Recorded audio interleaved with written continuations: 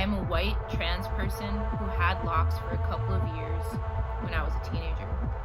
I was 18 and 19 years old. As a teenager, I was completely unaware of the oppression of Black people and did not understand that Black folks are discriminated against in the workplace, in the world, and by society because of their skin color. And that discrimination and oppression was heightened for simply having dreadlocks. As someone that does not and cannot experience discrimination because of the color of my skin, this was hard for me to imagine. I didn't have any self-respect for myself, so you could imagine my lack of listening to the viewpoints of others.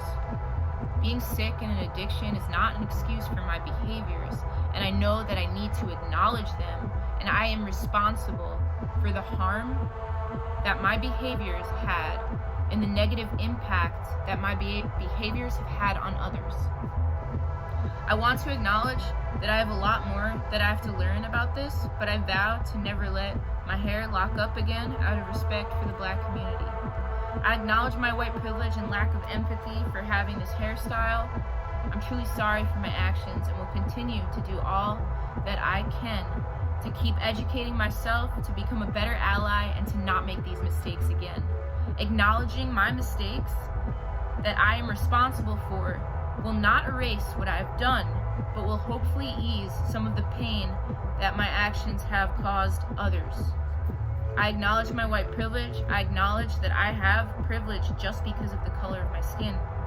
Black people do not have this privilege. I am really uncomfortable with the story of the crucifixion, with like analogies of the cross and metaphors and all that symbology. Because to me, it's hard to move past the idea of the cross as anything but a torturous death trap, a death thing, a symbol of sustained harm and insurmountable, painful loneliness. The commentary of the queer Bible commentary transposes the story of Christ. Really every story in the Bible, but specifically this one was about the crucifixion, and it transposes that onto the story of the queer experience. It forces the reader to wonder whether the story of Christ can be seen through a lens of queerness, through a lens of drag even. It is said that when Christ was arrested, he was clothed in a purple robe and given a crown of thorns that was pressed into his head. This was all a jest at his identity. Christ was told his secret should make him tremble. The death of Christ's secret for humanity gave way to a new life,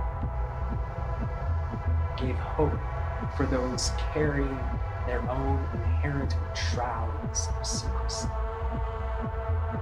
Christ's mystery was celebrated in glowing light and tongues of fire, and a promise for all people, a promise that the divine love and grace shall dwell within them no matter what.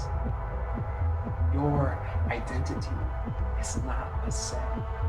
Your identity is not punishable. Your identity deserves to be celebrated and loved and cared for. To me, drag is a powerful form of uncovering my own secret, shouting it on the mountaintops. I can access every part of me I was told to hide away from the world. That I was told to deny, and that I was commanded to hate. I can externalize it all, and I can celebrate it.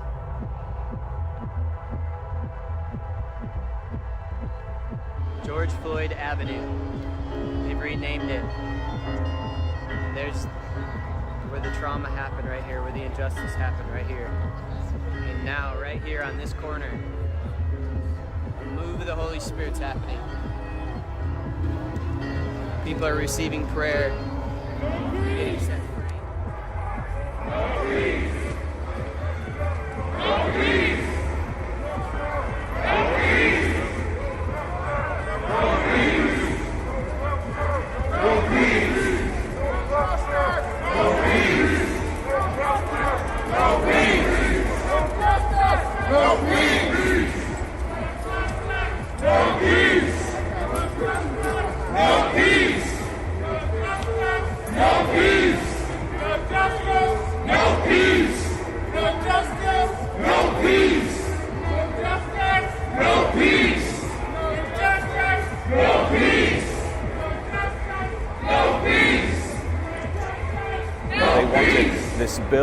comprehensive police reform to be.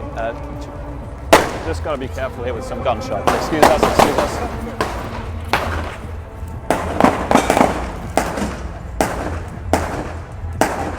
It sounds like gunshots. I'll let you know what this is. These seem to be gunshots. Get down!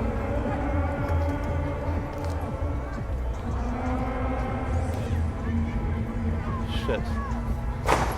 Shit, where is that?